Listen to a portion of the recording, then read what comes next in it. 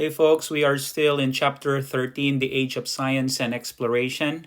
And today we are learning about the European empires. And when we say European empires, we are referring to the Spanish and the Portuguese kingdoms. Well, of course, we are aware of the fact that other nations or kingdoms were also rising during this time, such as England, the Netherlands, and France. But this section is relatively short, so we will just focus on these two Iberian Peninsula kingdoms. Go ahead, have your books ready, or go to our Loda USD website, and from there, Cengage Learning, from Clever to Cengage Learning, log in with your student account and password. Unit 5, Chapter 13, Section 3, Lesson 2, and that is in pages 374 to 75. Portugal's Empire. The chapter's essential question is, how did new ideas affect Europeans' views of the world? And the objective of this lesson is to describe how Portugal built a powerful trading empire along the coast of Africa and South America. Although a small country, Portugal focused on maritime exploration and trade. So lesson 3.2 discusses how Portugal built a powerful trading empire. So I'll go straight to the point. So here are the reasons why Portugal became so powerful. It can be divided into two major sections. So they were able to develop a very good trade network. And the other key words are sugar, gold, and diamonds. So these are the important vocabs that you need to pay attention in learning how Portugal became a powerful empire. The first one is mercantilism. What is this? This theory held that a nation's wealth and power depended on the possession of precious metals, such as gold and silver, and on profitable trade. So European nations sought colonies to supply these precious metals as raw materials for cottage industries, in which artisans manufactured goods in their homes. So the idea is they will seek these raw materials and find a steady supply of this, and they will send it back home or take it back home. And then from there, they will develop it further and they will sell it. Of course, they will put on a markup price, and this is how they profit. Well, of course, it's a lot more than what I'm saying. So say, for example, if you will mine gold and silver by itself, definitely it will sell at a price. But if you will design some jewelries or any utensils that very wealthy people use in their homes, then the value of gold increases multiple times. Portugal's fortune changed when seafarers and explorers started to explore trade routes that will be established in Asia. So they were able to advance along the Africa's coastline and establish trading posts, were sending spices, golds, and slaves to European markets. So that's the start of their fortune. But unfortunately for others, like the slaves, they were exploited and taken advantage by the Portuguese explorers during this time. So the places where they built strong fortified trading posts were in Goa and Calicut, India, Macau in China, and by 1540s the Portuguese had reached Japan and completely dominated the Indian Ocean trade. So they were unrivaled until the Dutch were able to establish their own trading routes as well. Well, the Dutch and the English. So that's number one. They were able to establish trading networks. Now let's talk about sugar, gold, and diamonds. So in 1500s, the Portuguese explorer Pedro Alvarez Cabral sighted the coast of Brazil and landed for a short time to stake Portugal's claim to the area. So he scouted the area. So fast forward, Portugal established its first Brazilian colony in 1532 and divided the colony to administrative districts with a governor in charge. It's a lot like the states in the United States, or these are provinces. So the Portuguese kings encouraged Brazilian colonies to set up large farms called plantations for growing sugar cane, a plant used to make sugar. And in 1500s, sugar was a rare luxury in Europe, and Portugal expected to make huge profits from its import. Sugar canes are kind of like bamboos, and they are very sweet. Here comes the not so sweet part. Growing and processing sugarcane was complex and labor intensive. Sugarcane producers used a huge number of slaves to perform the hard and often dangerous work. So, over the course of 300 years, Brazil would import nearly 4 million slaves from West Africa. Slavery is definitely evil, and it is a problem that still exists in many parts of the world today. So on the left side of your book, there is this small plus sign that you can click and it will show you this picture. Where is it? So it's right here. So the painting shows slaves harvesting ripe sugar cane on a sugar plantation. Like the ones in Brazil, sugar canes matured in about 12 months and grew to about 10 feet tall. So harvesting was both a difficult and dangerous process. So to harvest the canes, slaves used double-edged knives that work both on the upstroke and downstroke. Well, the idea, of course, is to maximize the efficiency, or so that they can harvest more sugar cane at the expense of the safety of the workers who are slaves.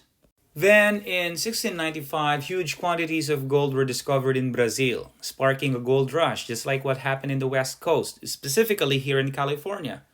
By 1760, gold rivaled sugar as Brazil's main export. So the search for gold led to the discovery of diamonds as well. In 1720, adding to the wealth that Portugal gained from Brazil. So almost all the wealth was made possible through a much bigger trade. However, behind it is the evil of slave trade. So you'll learn more about the Atlantic slave trade in the last lesson in this section in chapter 13. Now let's take a look at this picture, this photograph, which shows a man in present-day Brazil. So he's dressed and equipped to harvest sugar cane. They are still doing this. And I'm guessing most likely, although it's a hard labor, this harvester, this worker that is posing for a photograph is most likely not a slave. That's what we hope. So what does his clothes suggest about the hazards of the job? Now that's from the book. Now let's see this additional information of how Portugal became a powerful empire. Before you answer the review and assess questions. Located on the Iberian Peninsula in southwestern Europe, bordering Spain. The islands of the Azores and Madeira remain with the Republic as autonomous regions, who have their own regional governments.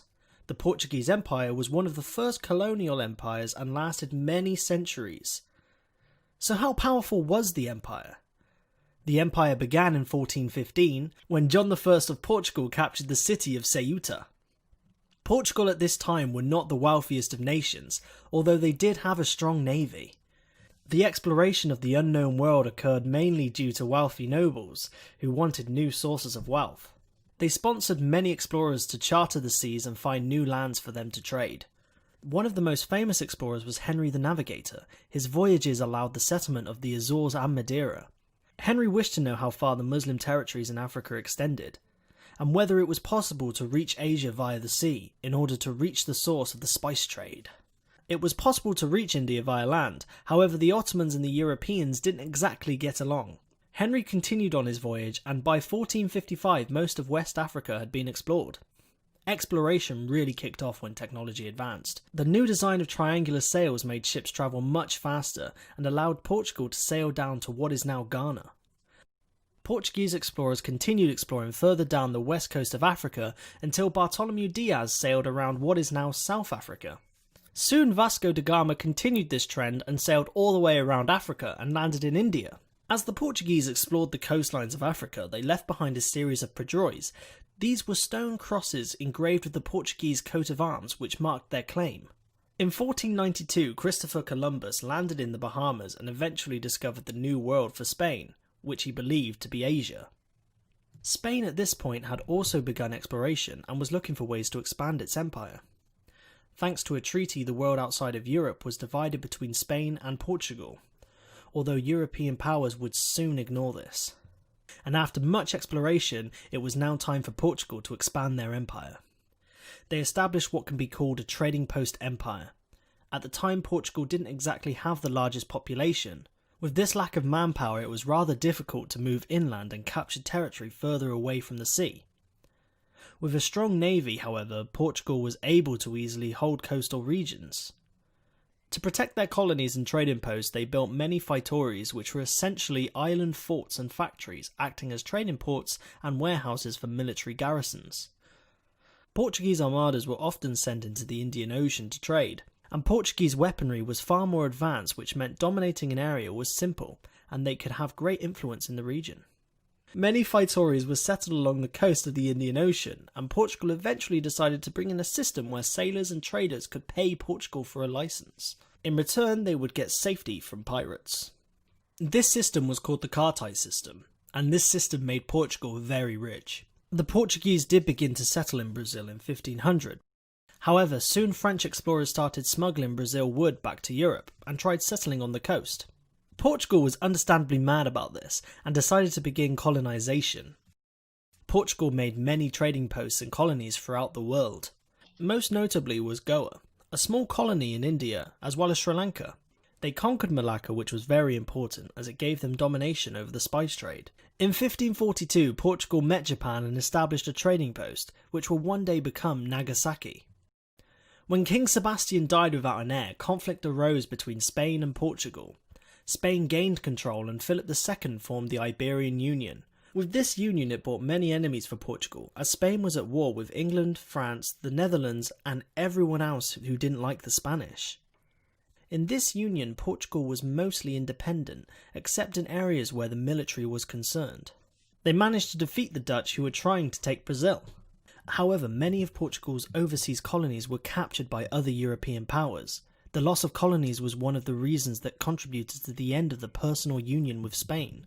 So in 1640, John VI was proclaimed King of Portugal, and the Portuguese Restoration War began. After Portugal had regained independence, gold was discovered in Brazil, with a large influx of migrants, which in turn made Portugal very wealthy. The Portuguese colony of Angola was founded, with 100 families of colonists and 400 soldiers. But Portuguese colonialism kicked off when other European powers began settling in Africa. They focused on expanding their outposts in Africa into nation-sized territories to compete with the other Europeans, mainly pressing into Angola and Mozambique. The empire reached its territorial height in 1821. The empire owned many colonies including present-day Brazil, East Timor, Angola, Mozambique, Cape Verde and Equatorial Guinea. But Brazil declared independence in 1882, along with many other South American countries. But this did not mean the end of Portugal's empire. It was only after the devastation of World War II that nations felt the desire for independence. Portugal was one of the first empires ever to have existed, and is well and truly gone. Within its history blossoms tales of violence and greatness, but truly helped shape the world we live in today. Now let's go to the review and assess questions. For number 1, reading check. How was the relatively small country of Portugal able to build a powerful trading empire? Number 2, draw conclusions. Why did Portuguese kings encourage colonists in Brazil to establish plantations for growing sugar cane? And number 3, analyze cause and effect. How did sugar trade contribute to the development and growth of the slave trade. Now go ahead, go back to our Google Classroom and open the review and assess assignment and answer the questions that I just read in slide number 2. Don't forget to fill up all the information that is required. And if you are aiming for a full credit, of course, first I want you to use your own words in answering those questions. Number 2, I want you to write incomplete sentences. And obviously the answers need to be correct. So that's your lesson for today, Portugal's Empire. And be sure that you will answer all these questions correctly, completely, and don't forget to use your own words as well.